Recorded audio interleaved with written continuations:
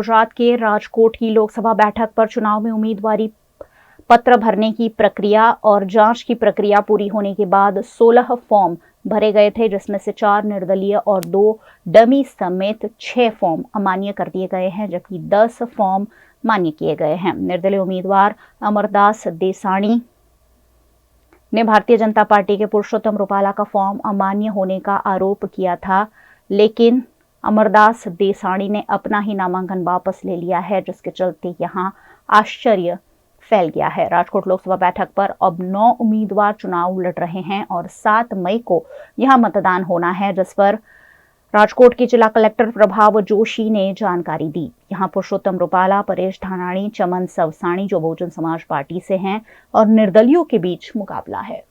तंत्र जे as per timelines बधी कामगीरी करी रही है।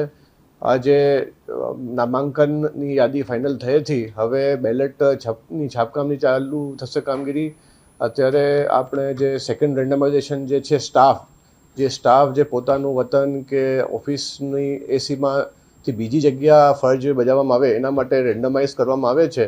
એ પ્રક્રિયા પણ માનનીય ઓબ્ઝર્વરશ્રીની હાજરીમાં કાલે પૂર્ણ થઈ હતી અને આ તબક્કાવાર કામગીરી મતદાન માટે ચાલુ કરી દેવામાં આવી છે। 15,000થી વધુ જે છે કર્મચારીઓ ફરજ બજાવવાના છે। પેરામિલિટરી સ્ટાફ પણ અમે માંગણી મોકલી છે અને જે રીતે નોર્મ્સ છે એ પ્રમાણે અમને વહેલી તકે અહીંયા પ્રાપ્ત થશે। આમ કોઈ કાયદા અને લો એન્ડ ઓર્ડરની દૃષ્ટિએ વલ્નરેબલ જે કહેવાય છે એવો એક પણ પોકેટ નથી જ્યાં ધાક ધમકી કે કોઈ બીજા બીકના કારણે ઉમેદવારો વોટિંગ નથી કરી શકતા, પરંતુ એ ક્રિટિકલનું જે કન્સેપ્ટ હોય છે એમાં આપણે 1046 જેવા ક્રિટિકલ રાખ્યા છે જ્યાં વધારે પોલીસ ડિપ્લોયમેન્ટ કરવામાં આવશે।